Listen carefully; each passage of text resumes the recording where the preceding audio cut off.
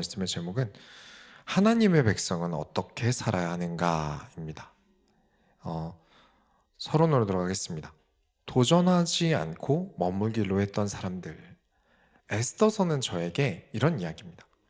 안주하려고 했던 자들을 하나님께서 흔들어 깨우신 일이에요. 에스더서는 사실 그냥 읽어도 되는 그냥 쉬운 성경이에요. 사실 읽기만 해도 큰 문제는 없어요. 뭐 복잡하게 뭐가 되어 있지도 않고요. 그래서 오늘은 꼼꼼하게 이렇게 한 장 한 장 살피기보다는 에스더서를 전부 다 한 번에 볼 생각입니다. 그래서 스피드하게 지나갈 여정을 우리가 지닐 거예요. 에스더서에서 우리가 보았듯 페르시아의 선대 왕이 너희 이스라엘 백성은 다시 이스라엘로 돌아가서 다시 하나님의 성전을 재건해라 라는 명령이 떨어졌어요. 그러니까 처음에 바벨론의 유다 민족들이 포로로 끌려갔고 거기서 바벨론이 무너지고 페르시아가 그 나라를 집어삼킵니다. 그래서 그 페르시아까지 있었어요. 근데 그때 페르시아 왕이 자, 유대 민족들은 다시 너네 유다 나라로 돌아가서 이스라엘로 돌아가서 성전을 다시 세워라 라고 명령이 떨어졌어요. 그랬는데 정작 다시 이스라엘 땅으로 돌아가는 유다 백성들은 몇 명 정도 갔을까요? 절반도 가지 않았습니다. 예상되는 바로는 이 페르시아 왕국에 15만 명의 유대인이 있었어요. 한 15만 명 정도 되는 유대인들이 있었는데 그 중에 일부 4만 2천 명만 이스라엘로 귀환을 합니다. 3분의 1 정도밖에 안 돼요. 왜냐? 포로로 끌려간 지는 70년이란 세월이 이미 흘렀어요. 그 시간 동안 페르시아에 사람들이 잘 정착을 했어요. 그러니까 유다 돌아가면 고생하잖아요. 거기 황무지란 말이에요. 아무것도 없어요. 손해보기 싫었던 거죠. 15만 명 중에 4만 2천 명이라고 하면 진짜 일부 아닙니까? 근데 하나님께서 말씀을 주시고 기회를 주시면서, 그쵸, 다니엘서에서 우리가 보았다시피 하나님께서 유대 민족들에게 기회를 주셨어요. 다시 하나님이 원하시는 그 가나안 땅, 그 이스라엘 땅으로 너희가 돌아가라. 그래, 거기 가서 다시 하나님께 예배드릴 수 있는 성전을 세워라, 성전을 일으켜라 라고 말씀을 주셨지만 그 말씀을 따른 유다 백성은 절반도 되지 않습니다. 왜 돌아가지 않았을까요? 나는 페르시아가 좋다. 그래도 강대국 백성 할래요. 뭐하러 거기 아무것도 없는 유다 나라 가가지고 생고생 해야 돼요. 그리고 70년 동안 여기 있으면서 우리 부모님은 유다가 고향일지 몰라도 나는 페르시아에서 태어났으니까 나는 페르시아 국민이죠. 난 페르시아 사람이에요. 그러면서 이스라엘로 돌아가지 않아요. 지금 우리가 볼 이 에스더서는 이스라엘로 돌아가지 않은 유대인들에 대한 이야기예요. 이미 그 앞전에 4만 명 정도가 이스라엘로 돌아갔어요. 그리고 돌아가지 않은 남은 사람들의 이야기가 에스더서예요. 자기 삶에 안주하고 싶었던 사람들, 하나님께서 돌아가라, 이스라엘로 돌아가서 성전을 세워라 하셨던 그 말씀보다 계산기를 돌려봤을 때 뭐가 더 나에게 이득이 되는가를 선택한 사람들이요. 우리 같이 유대로 돌아가자. 하나님께서 성전을 지으라고 하셨어. 하나님의 말씀대로 하자 라는 그 말에 너나 가. 너나 거기 가. 이 바보야. 야, 성전이 그렇게 중요해? 교회가 그렇게 중요해? 하나님은 우리를 사랑하시니까 이 모습 이대로 페르시아에 눌러 앉아도 하나님께서 지켜주실 거야. 괜찮을 거야. 뭐하러 유대에 가서 사서 고생을 해? 라고 대답한 사람들의 이야기예요. 사람들이 이름이 우리가 보는 이 성경이 에스더서니까 에스더라는 사람에게 포커스를 맞춰요. 그런데 저는 하나님께서 기회를 주셔도 뻔뻔하게 페르시아에 눌러 앉은 사람들에게 하나님께서 눈치를 주신 이야기로 보입니다. 저는 여러분이 어느 친구보다 교회에서 하나님을 나의 친구로 삼으시길 바랍니다. 여러분의 진짜 여러분에게 진짜 진심 어린 조언은 성경에서 하나님께서 말씀하신 것들이에요. 세상 어딜 가든지 사람의 말보다 하나님의 말씀을 가지고 세상을 살아가시기 바랍니다. 그렇지 않으면 어떻게 되는지 오늘 에스더서를 보면서 하나님의 말씀을 듣지 않고 하나님의 일을 하지 않는 이 사람들이 어떤 위기를 겪게 되는지, 그래서 에스더는 목숨을 걸고 어떤 도전을 하는지 오늘 확인해 보시기 바랍니다. 본론으로 들어가겠습니다. 나라에 관심이 없는 지도자. 지금 이 에스더서의 배경은 페르시아예요. 지금 여기는 페르시아 나라에 일어난 일이에요. 여기 아하수에로라는 왕이 왕권을 가지고 있었어요. 그리고 페르시아는 전 세계로 정벌 사업을 하던 무시무시한 나라였습니다. 초강대국이었어요. 당시에는. 그런데 무너뜨리지 못했던 나라가 있었어요. 어딘지 아십니까? 그리스예요. 그리스에 전쟁을 나섰다가 아하수에로 왕이 포기하고 다시 페르시아에 돌아가요. 이 이야기가 영화 300이에요. 영화 300의 그 나는 관대하다 그 왕이 오늘 우리가 보는 에스더서의 왕이에요. 거기 영화 300에서는 크세르크세스 왕으로 나오는데 이 이름은 그리스어 이름이고요. 히브리어 이름으로는 아하수에로예요. 그래서 둘 이름이 다른 것이 동일 인물입니다. 어쨌든 아하수에로 왕이 이제 그리스 정벌을 실패했어요. 처참하게 실패했단 말이에요. 다른 나라들 다 정복했는데 그리스만 함락을 못 시켰어요. 그러고 나서 페르시아에 돌아온 다음에는 완전 향락으로 세월을 보내요. 맨날 술 먹고. 근데 그때 당시 아하수에로 왕의 그 아내가 외모가 출중했나 봐요. 왕후죠. 왕후를 데려오라고 명령을 합니다. 그래서 신하들에게 왕후를 구경시켜줘요. 근데 왕후는 이게 자존심이 상한단 말이에요. 여성 입장에서. 그래서 나는 구경거리가 되게 싫다 하니까 이 아하수에로 왕이 왕후를 폐위시켜버립니다. 정상적인 사람은 아니에요. 그리고 전국에 그 외모가 예쁜 사람들을 다 데리고 와라. 내가 후궁으로 삼겠다라고 명령을 내려요. 그리고 당시 왕궁에는 모르드게라는 유대인 신하가 있었어요. 혹시 제가 이름 드린 것 좀 띄워주실래요? 네. 모르드게라는 이 이름을 기억을 하셔야 됩니다. 이 모르드게의 삼촌의 딸이 에스더예요. 이 에스더는 원래 하다사라는 이름이었는데 후궁으로 발탁되면서 그 민족 언어로 바꾼 거죠. 에스더 역시 후궁으로 뽑는 신하들의 눈에 좋게 보여서 후궁으로 발탁이 돼요. 그때 모르드게가 에스더에게 조언을 해줍니다. 너 왕궁 들어가면 너 유대인 출신인 거 절대 말하면 안 돼. 너 유대인인 거 아무한테도 말하면 안 된다. 왜 말하면 안 되는 걸까요? 포로 출신이잖아요. 당연히 그 왕궁 안에서 차별이 생기겠죠. 에스더에게 불리한 입장이 생길 거예요. 그래서 많은 사람들이 왕의 후궁으로 들어가고 왕이 한 명씩 후궁들을 보는데 에스더가 가장 사랑을 많이 받게 되었어요. 그래서 에스더가 왕후가 됩니다. 그전 왕후는 그렇게 폐위되고 에스더가 왕후가 돼요. 에스더서 2장 15절을 보면 에스더가 왕에게 보이기 이전에도 많은 사람들에게서 사랑을 받았다라고 돼 있어요. 여러분, 외모만 예쁘면 사랑받습니까? 아니죠. 성격도 좋고 지혜도 있어야죠. 단순히 예쁜 거면 그 땅을 뒤져서 가장 예쁜 사람들 데려왔을 텐데 왕 입장에서는 어떨 때는 또 이런 취향, 어떨 때는 저런 취향 계속 바뀔 수 있잖아요. 근데 그런 것과 상관없이 에스더는 아름다움이 포괄적으로 1위였다. 그래서 에스더가 왕후가 됩니다. 그러면 이제 에스더라는 너무나도 사랑스러운 왕후가 생겼으니까 이제 후궁은 안 뽑았을까요? 아니요. 그 뒤에도 계속 뽑습니다. 향락을 좋아하는 왕이에요.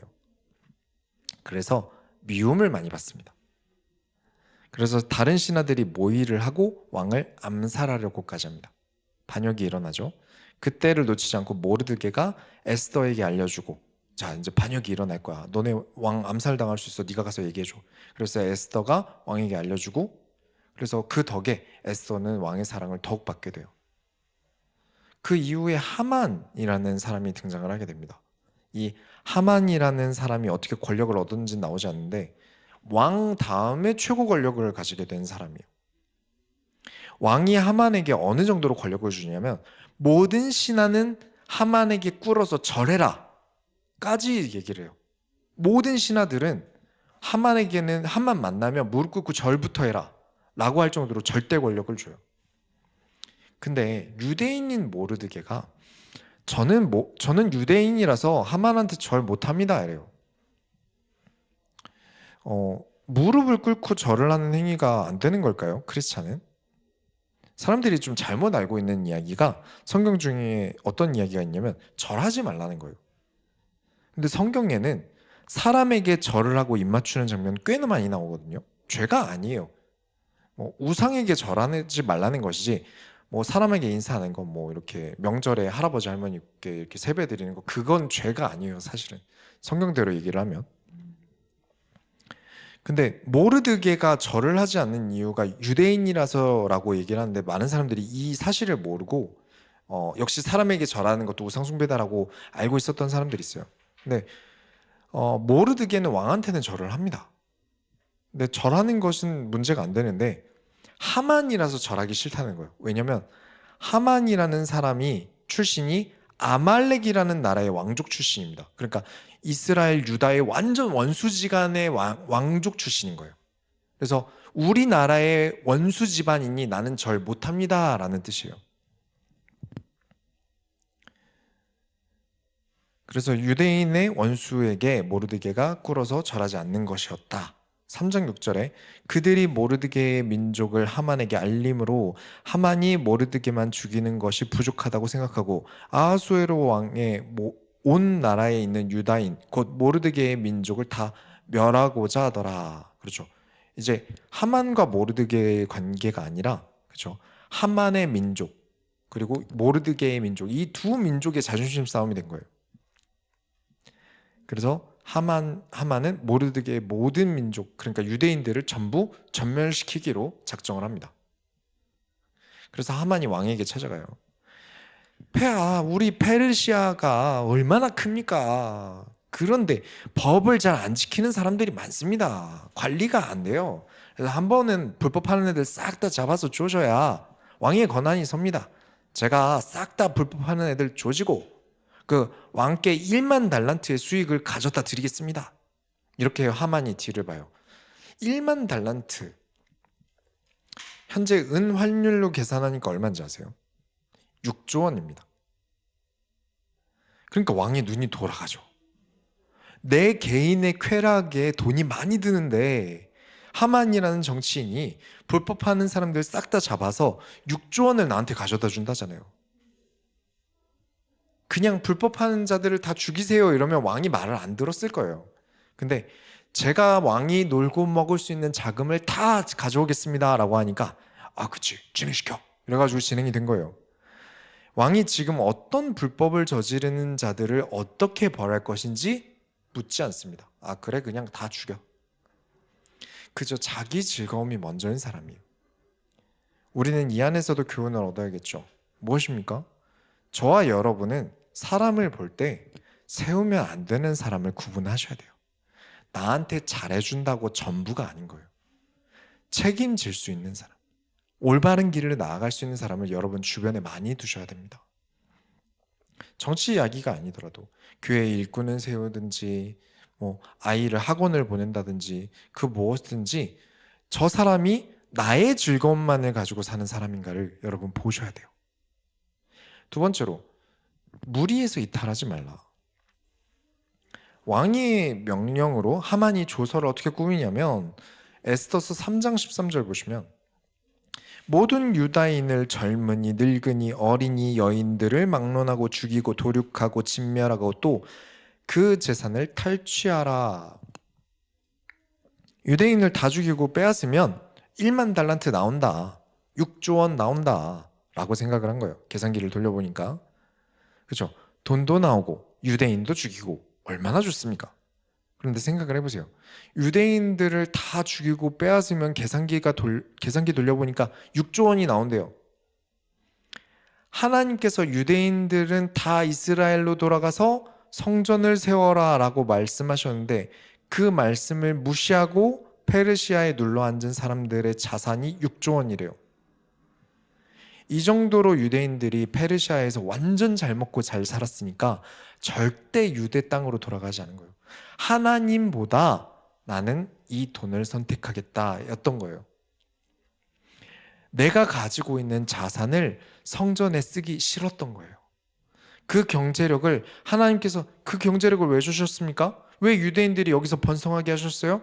하나님께서 돌아가서 성전을 지으라고 주신 건데 내가 먹을 건데요, 내 건데요 하면서 돌아가지 않은 거예요.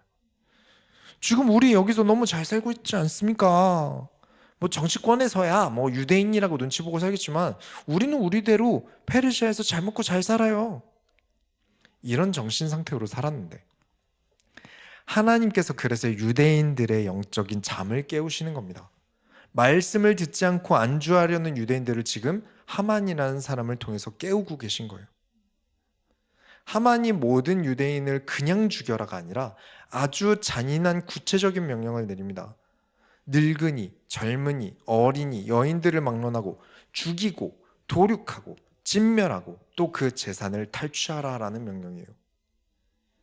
하만의 계략으로 보이지만 제가 보기에는 유대인들이 돌아가지 않았기 때문에 생긴 문제예요.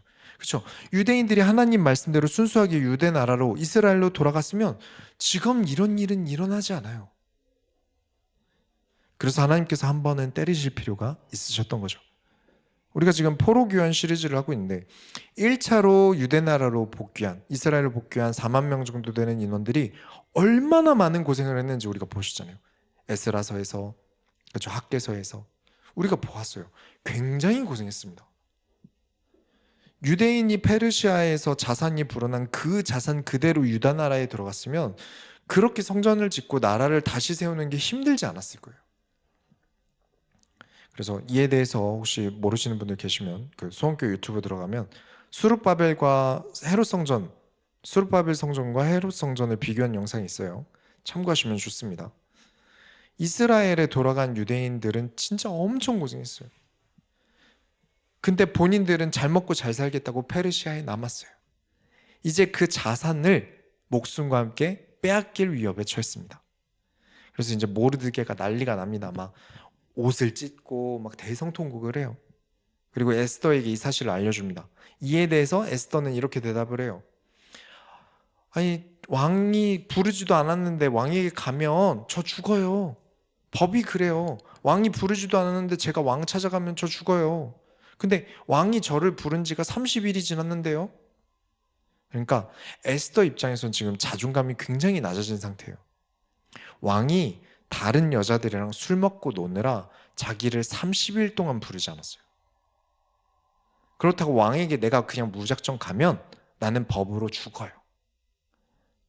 아무리 왕이 에스더를 좋아하고 인정받는 왕후가 되어도 30일 정도나 불려지지 않았는데, 그러면 이 30일은 에스더 입장에서는 자존감이 무너지기 충분했겠죠. 그래서 왕에게 나는 갈 수 없다고 에스더가 모르드게에게 전하니까 모르드게가 이렇게 말합니다. 너 혼자 살아남으려고 하지 마라. 네가 나서지 않아도 하나님께서 우리를 구원하시겠지만 너는 멸망할 것이다. 네가 왕후가 된 것이 이때를 위해 된 것이 아니겠느냐. 이 말을 듣고 에스더가 유대인에게 부탁들을 합니다. 유대인들에게 부탁을 해요.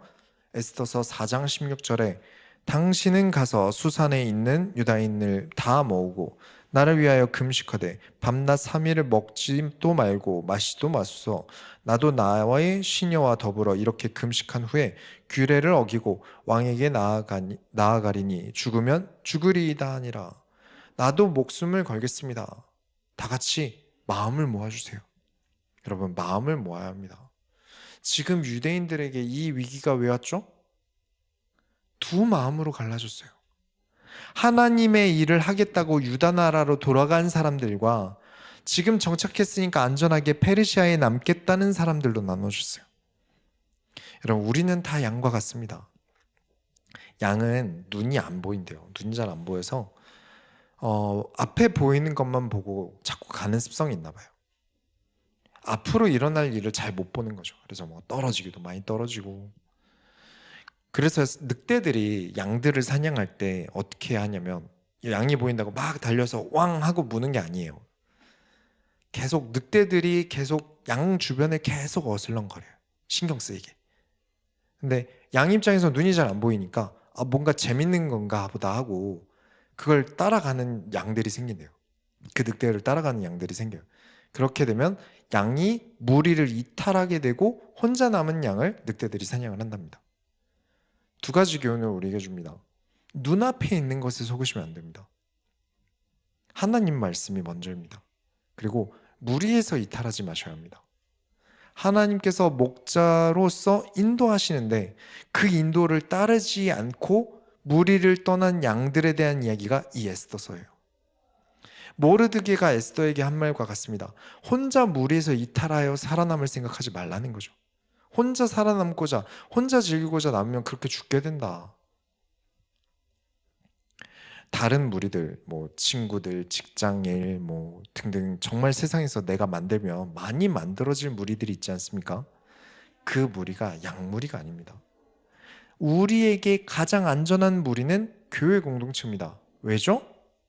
하나님께서 이끄시는 공동체잖아요. 하나님의 말씀이 주어지는 공동체예요. 하나님 말씀대로 유다로 갔으면 안전했을 텐데 하나님 말씀과 반대로 남은 이 많은 무리들이 위기를 겪잖아요. 그런데 사람들 눈에는 교회가 참 하찮아 보여요. 그죠? 뭐하러 성경을 배우죠? 이런 철학 비슷한 거 배울 바에 먹고 살 기술 하나 더 배우는 게 낫겠죠. 아니면 일주일 또 열심히 일해야 하니까 주말에 좀 쉬는 게 낫지 않습니까? 마치 페르시아에 남는 게 이득이라고 생각하는 유대인들과 같은 생각인 겁니다. 그렇게 내가 늑대 무리에게 잡아먹히는지도 모르고 살아가는 모습이에요. 우리 소원교회 성도님들은 눈을 여시기 바랍니다.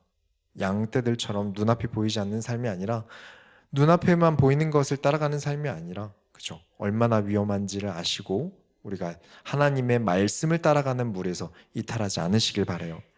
세 번째로 가장 확실할 때 그리고 지혜롭게 에스더가 왕을 만나러 갑니다. 정말 신경 많이 쓰고 갔나 봐요. 왕이 뭘 보고 갑자기 이렇게 난리를 치는지 모르겠는데 5장 2절에 보시면 왕후 에스더가 뜰에 선 것을 본즉 매우 사랑스러움으로 손에 잡았던 금규를 그에게 내미니 에스더가 가까이 가서 그 금규 끝을 만진지라. 금규가 뭐냐면 금으로 만든 지팡이입니다. 에스더가 아무리 왕후라고 해도 왕의 명령 없이 온 거니까 절차대로 경호대원들이 에스더를 죽여야 돼요.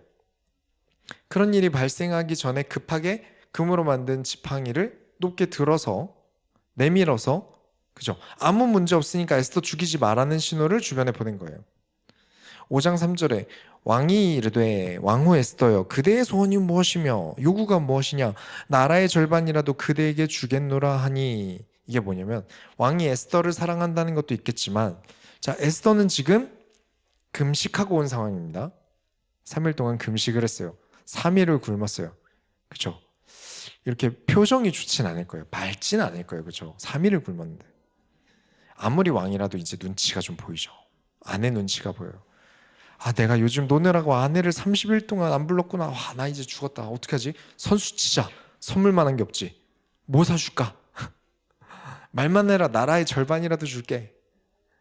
이에 대해 에스더는 이렇게 말합니다. 5장 4절에 에스더가 이르되 오늘 내가 왕을 위하여 잔치를 베풀어 싸우니 왕이 좋게 여기시거든 하만과 함께 오소서. 어떤 매력이 있길래 이렇게까지 좋아했을까요? 그죠? 이렇게 소원을 들어주겠다고 페르시아 왕이 막 나라의 절반이라도 주겠다고 하면 저라면 성격 급하면 이때다 하고 제가 유대인인데요 하만이 저를 죽이려고 해요 바로 말할 텐데요. 근데 에스더는 판을 좀 더 키웁니다. 그냥 아름답다가 아니라 지혜로워요. 그냥 예쁜 여성으로 자꾸 에스더라는 캐릭터를 잡는 버릇들이 있는데 그러면 안 됩니다. 머리도 좋고 말도 잘하는 사람인 것을 아셔야 돼요. 잔치를 베풀 생각이니까 오세요. 오는 길에 하만도 데리고 오세요. 그래서 우르르 에스더가 진행시킨 잔치를 참석을 했는데 에스더가 잔치를 왜 열었는지 말을 안 해줘요. 제 아내가 내가 30일 동안 잠수를 탔는데 딴 거 하고 노느라 화를 안 내요. 뭐라도 해주겠다니까 갑자기 잔치를 열겠대요. 근데 잔치를 열어놓고 에스더 표정은 계속 안 좋아요. 이러면 남편들이 불안해서 미칩니다. 그래서 제발 왜 그런지 말 좀 해달라. 근데 에스더가 말을 안 해줘요. 침묵을 지킵니다. 정확한 타이밍이 올 때까지. 그리고 왕에게 내일 또 잔치를 열 거예요. 내일도 오세요. 라고 에스더가 왕에게 말해요. 제가 왕이면 돌아버릴 거예요. 와 진짜 이거 큰일 났다. 막 막 등에서 식은땀이 날 거예요. 그러니까 왕이 잠이 안 왔대요. 왕이 잠이 안 와서 잠이 안 오는 동안 이제 국가의 일지를 읽어봤어요. 근데 그 일지에 뭐라고 써 있냐면 왕이 암살당할 뻔했을 때 모르드게가 왕을 살렸다라는 그 문서가 있는 거예요. 근데 이 왕이 계속 흥청망청 놀기만 좋아하는 왕이니까 그런 일이 있었던 것 자체도 몰랐던 거예요. 그래서 왕이 모르드게 참 좋은 사람인데 몰랐네. 야 신하들아, 내가 모르드게를 승진을 시켜줬니? 그랬더니 신하들이 아무것도 해주신 거 없으십니다, 폐하. 이런 얘기들이 오고 가는데 마침 하만이 모르드게 좀 죽여달라고 이렇게 찾아오던 중이었어요. 그래서 왕이랑 하만이 그때 만났는데 왕이 하만에게 물어봅니다. 내가 좀 고마운 사람이 있는데 승진을 좀 시켜줘야겠다. 선물은 뭐 주면 좋을까? 이랬는데 하만이 자기 얘기인 줄 알았나 봐요. 그래서 희죽거리면서 왜 나한테 이런 얘기를 하지? 나 좋아하나? 그래서 바라던 걸 달라고 해요. 그게 뭐였냐면 6장 7절에 왕복과 왕의 말과 왕관을 그 승진시키고 싶어하는 자에게 맡기시는 게 어떻습니까? 그러니까 왕과 비슷한 권력을 주시는 건 어떻습니까? 라는 말이에요. 근데 그 얘기를 듣더니 그래? 그럼 야 가서 하만이 했던 얘기 그대로 모르드게한테 해줘. 이렇게 돼버린 거예요. 이 말을 듣고 하만이 모르드게 죽여달라고 찾아온 거잖아요. 지금 그 말을 못하게 됐어요. 그러고 난 다음에 하만과 왕이 다 같이 에스더의 잔치에 참여를 합니다. 이미 준비가 됐다는 듯 왕이 에스더에게 제발 말 좀 해주세요. 왜 그렇게 말도 안 하고 잔치를 베푸는 거예요, 부인? 이렇게 물어보니까 역시 밀당이 중요한 것 같아요. 이렇게 사람을 잘 다룹니다. 머리가 참 좋죠. 그래서 왕이 지금 멘탈이 탈탈탈 털렸어요. 막 털렸어요. 이때 마지못해 말하되 에스더가 말합니다. 사실은 제가 유대인이고요. 우리 민족이 하만 때문에 지금 다 죽게 되었습니다. 왕이 이 말을 듣고 너무 충격이 돼서 어이가 없었나 봐요. 그죠? 왕도 지금 잠을 잘 못 잤잖아요. 마음고생을 했잖아요. 그러니까 지금 왕이 너무 충격을 받아서 밖으로 바람을 쐬러 가요. 그 사이에 하만이 에스더를 붙잡고 이러지 마세요. 제가 몰랐어요. 저 좀 살려주세요 하니까 나갔다 들어온 왕이 그걸 보고 야 이제는 왕후를 내 눈앞에서 강간까지 하려고 하냐 이러면서 소리를 지르고 하만은 그 자리에서 모르드게를 죽이려고 했던 나무에 하만이 사형을 당합니다. 그렇게 에스더는 여성에게 가장 어려운 방식인 침묵의 지혜로 승리를 하게 돼요. 성경에 쓰인 이 여성들은 침묵이라는 방법을 잘 썼습니다. 우리가 지난주에 보았던 다말도 그랬고요. 오늘 보는 에스더도 그렇고 앞으로 볼 라합, 룻, 마리아 전부 침묵이라는 포인트가 굉장히 중요했어요. 침묵하는 것이 방법이다. 여성은 침묵해라. 이거 절대 아닙니다. 그게 아니라 침묵하는 것은 여성에게 가장 어려운 일이에요. 특히 이런 일이 일어나면 얼마나 말하고 싶었겠습니까? 당장 내 마음이 급한데 왕이 나라의 절반이라도 주겠다 이러니까 바로 얘기할 만하잖아요. 그런데도 지켜냅니다. 그렇게 에스더는 유대인들을 지켜내요. 그 다음에 왕이 조서를 써서 보내는데 이때부터 좀 잔인한 일들이 일어납니다. 8장 11절에 조서에는 왕이 여러 고을에 있는 유다인에게 허락하여 그들이 함께 모여 스스로 생명을 보호하여 각 지방의 백성 중 세력을 가지고 그들을 치려하는 자들과 그들의 처자를 죽이고 도륙하고 진멸하고 그 재산을 탈취하게 하되. 이게 뭐냐면 자 예를 들게요. 여러분이 유대인이에요. 여러분이 유대인인데 여러분이 마음속에 죽이고 싶은 사람 원수가 있으면 찾아가서 죽여도 된다는 법안이에요. 가서 죽이고 집안도 다 멸망시키고 자산도 탈취해라. 그래서 유대인들로 인해서 페르시아에 우르르 피바람이 일어나요. 엄청나게 죽습니다. 하만의 집 아들들도 다 죽임을 당하고요. 에스더가 왕에게 이렇게 부탁을 해요. 뭐냐면 하만의 10 아들의 시체를 나무에 매달아서 사람들 다 보이게 해달라고요. 무서운 사람이에요. 가장 확실한 타이밍에 지혜롭게 행동을 했습니다. 그렇게 이겼고요. 처음 후궁으로 들어가던 때도 지혜롭게 아무 요구도 하지 않아서 뭔가 궁금하게 만들고 왕후가 된 다음에도 계속 왕이 물어보는데도 질질 끌면서 밀당하다가 타이밍 맞춰서 말하고 한참 유다가 강성해질 타이밍에 맞춰서 나라의 최고 권력자였던 하만의 자식들도 모두가 볼 수 있게 매달렸고요. 단순히 외모가 예쁜 사람인 건 아닌 거죠. 결론을 내리겠습니다. 삶에서 하나님의 백성은 어떻게 행동해야 하는가? 자, 여기까지 보면 해피엔딩 같죠? 이 에스더서는 해피엔딩으로 끝나는 것 같아요. 와, 에스더를 통해서 하나님께서 이기셨다. 근데 그 다음을 보셔야 돼요. 일단은 에스더서 자체가 주는 교훈을 우리가 받아야겠죠. 여러분, 나의 삶에서 하나님의 일이라면, 교회의 일이라면, 또 하나님이 원하시는 일들이라면 목숨을 내놓으실 수 있으십니까? 죽으면 죽으리라. 이 에스더서가 우리에게 무슨 교훈을 주는 걸까요? 뭐 남자를 요리할 때는 밀당을 잘해야 된다?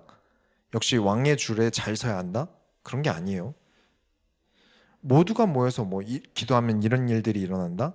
뭐 하나님 백성은 하나님께서 지키신다? 물론 맞습니다. 근데 좀 더 딥하게 생각해 볼 필요가 있어요. 우리는 움직일 수 있어야 합니다. 하나님께서 하실 거야.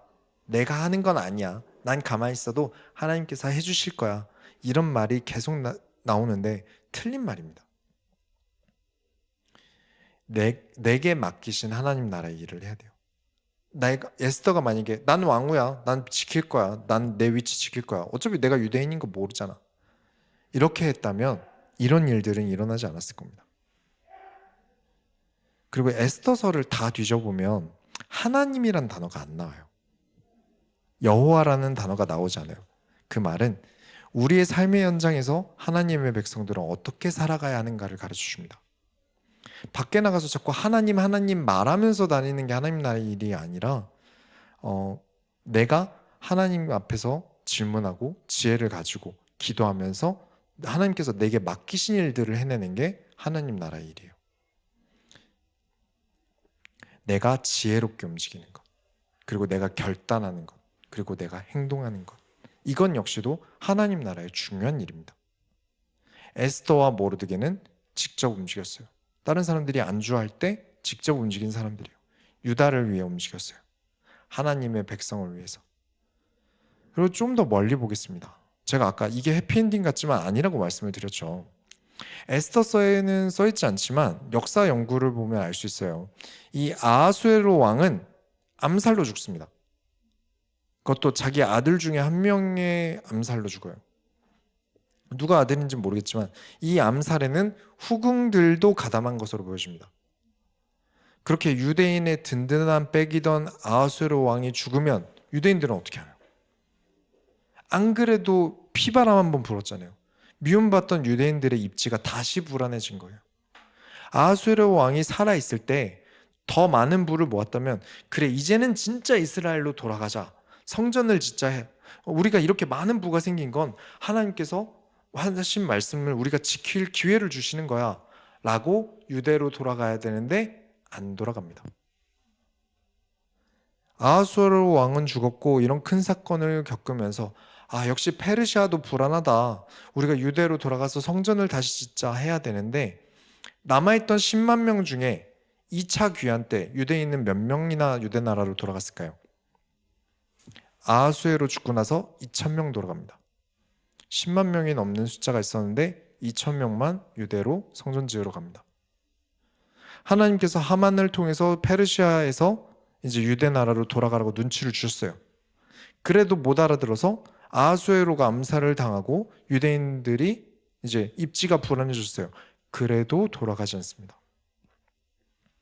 유대인 10만 명이 은 1만 달란트 곧 6조 원의 자본이 있었는데 에스더 덕분에 자본이 훨씬 늘어났어요. 그리고 든든한 왕이라는 백도 생겼어요. 이게 누구 좋으라고 하셨을까요? 유대인들 다 좋으라고?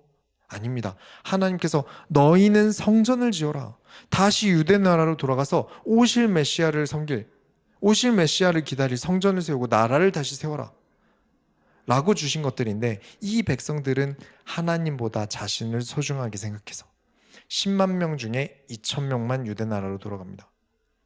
결국 그들은 깨닫지 못했어요. 여러분은 이 에스더서를 통해서 그저 가만히 안주하는 자들을 보셨습니다. 안주함의 결과는 결국 위기로 찾아옵니다. 결국 이후에 페르시아도 멸망하거든요.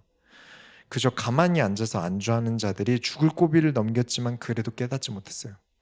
그래서 여러분, 내가 하나님 나라 일을 하겠다라는 모습이 중요합니다. 당장이라도 하나님의 총성이 울리면 달려나가겠다는 선수로서의 마음가짐이 있으셔야 합니다. 하나님께서 원하시면 내가 그 일을 하겠다. 내가 하나님 나라의 일을 하겠다. 내가 하나님의 손을 덜어드리겠다. 내가 예수님의 십자가를 함께 지고 가겠다는 그런 선수의 마음이 있으셔야 돼요. 그렇지 않은 사람들의 삶은 결국 위기가 오고 어려워집니다. 계속 어려워져요. 마음의 갑옷을 입고 살아가야 하는데 그 갑옷을 다 내려놓고 안주하려고 하니까 이런저런 위기들이 오고, 그래서 이런저런 우리의 마음이 다칩니다. 도전하고 나아갑시다. 하나님의 말씀이 떨어지면 도전하고 나아갑시다. 그 길이 가장 안전한 길임을 에스더서를 통해서 우리에게 보여주셨습니다. 항상 하나님 나라의 일에 도전하는 모든 소원교회 성도님들이 다 되시길 바랍니다. 우리가 하나님의 소원을 이뤄드립시다. 하나님 감사합니다. 우리가 에스더서를 보면서 우리가 깨달아야 할 바를 알게 하여 주옵소서. 그들이 안주하고 머물렀을 때 어떤 위기를 겪었는지 알게 하심으로 우리가 우리의 삶에서 안주할 때, 하나님 말씀으로 도전하지 아니할 때 우리에게 생길 위기를 감지하게 하여 주옵소서. 살아계신 예수 그리스도의 이름으로 기도드렸습니다. 아멘. 찬송가